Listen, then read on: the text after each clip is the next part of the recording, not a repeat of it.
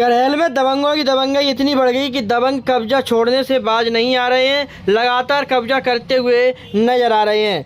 करहल के ग्राम जगन्नाथपुर निवासी प्रदीप कुमार मिश्रा ने करहल तहसील मुख्यालय पहुंचकर उपजिलाधिकारी करहल को एक प्रार्थना पत्र देते हुए बताया है कि हमारे गांव में लगभग 14 बीघा जमीन ग्राम समाज के लिए है, जिस पर कुछ दबंगों द्वारा जमीन पर कब्जा कर लिया है, मकान बना लिए गए हैं। और दबंगों के इतने हौसले बुलंद है कि बची हुई जमीन पर भी अपना पूरा हक जताते हैं। अभी गाँव में हुई चकबंदी प्रक्रिया में प्रार्थी की कुछ जमीन चकबंदी अधिकारियों द्वारा इसी ग्राम समाज की जमीन के साथ छोड़ी गई, जिस पर प्रार्थी ने ऐतराज दर्ज कराते हुए बात दर्ज किया है। अभी विचाराधीन मामला है, जिसके बाद भी दबंग अपनी कार्यशैली के अनुरूप इस बाद विचाराधीन जमीन पर भी अपना कब्जा जमाए बैठे हैं। कुछ कहने पर तुरंत लड़ने झगड़ने पर उतारू हो जाते हैं। पूर्व में भी इस प्रकरण की जानकारी दी गई, जिस पर चकबंदी विभाग ने रिपोर्ट मांगी थी। इस प्रार्थना पत्र पर भी चकबंदी विभाग की शिथिलता के चलते अभी तक इस पर रिपोर्ट दर्ज नहीं की गई। इस कारण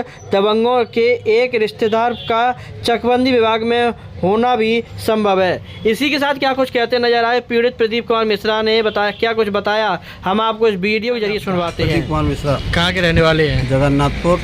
क्या मामला है जो आपके तहसील आए? ये हमारे दबंगों ने हमारे उस खेत पर कब्जा कर रखा है।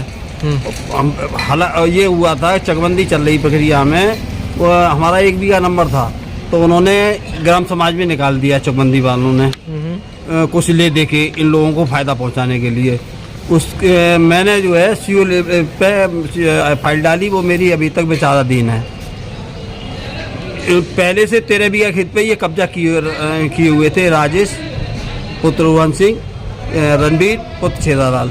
1 बीघा मेरे उसमें था, जिसका केस चल रहा है। अब इन्होंने उस पर भी कब्जा कर रखा है। पहले भी मैंने इनको एसडीएम साहब को रिपोर्ट की थी, उस पर भी उन्होंने दिया था सीओ साहब के लिए, तो वो भी उन्होंने एप्लीकेशन दबा रखी, उस पर भी कोई कार्रवाई नहीं की। उनका एक रिलेटिव भी चकबंदी में लेखपाल है, तो शायद उसका भी कुछ हाथ हो, हम कह नहीं सकते। लेकिन क्या है मामला, अभी तक दवाई रखे हैं, कोई कुछ भी नहीं कर रहा, और वो हमारे खेत पर भी कब्जा कर रहे हैं। आज की क्या चाहते हैं आप? हम ये चाहते हैं कि या तो ग्राम समाज में जाए, पूरा खेत कब्जा मुक्त हो जाए, किसी के कुछ में नहीं रहे, ना हमारे में रहे ना उनके में रहे, और नहीं तो हमारा जो है जब तक विचाराधीन चल रहा है तब तक वो हमारे परिसर में रहना चाहिए हमारा खेत।